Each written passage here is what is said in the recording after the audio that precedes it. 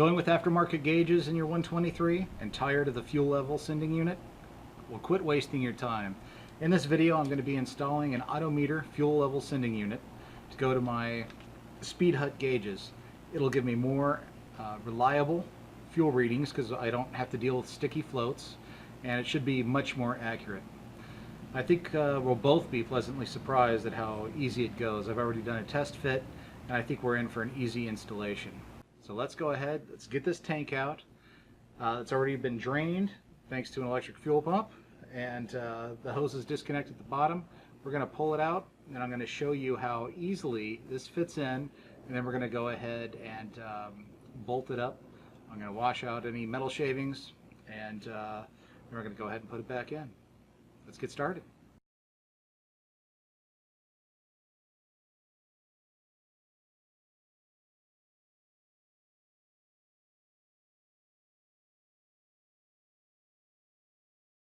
Alright, so here is the slick thing about this install. Now, I just took out the stock 123 fuel sending unit, and then I lined up the float with the way I wanted it to go. Right, I want it to sit in so the float sits lengthwise in the tank here. And then I marked the tank, I marked the top of the float, and the holes are not evenly spaced. So I actually put the gasket on here and lined it up as well. I was surprised to learn that things don't line up quite right. So then I could put my gasket on, mark the holes, and I drilled them. Now again, the neat thing, we put the float in there and it fits perfectly in the hole, and it leaves enough space to actually tap these holes. Originally I thought I'd have to put a plate on this. I would drill through and I'd put a rivet nut on there, but I didn't have to do any of that.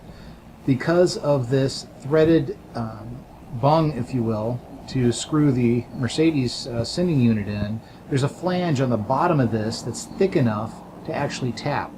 So there's a lot of meat here for these threads. So now I've already cut the AutoMeter float length, right, based on the depth of the tank. There's a chart, and you set the depth of the stem as well as the float length accordingly. And now we are ready to install. Okay, so this last screw will become the ground. So on the Mercedes connector, there's actually 3 wires. There's a low fuel warning light, which I don't have in my car right now because I switched over to a GM wiring harness. And then there's the resistance level. One lead on the car goes to ground, and I'm going to put that lead right here.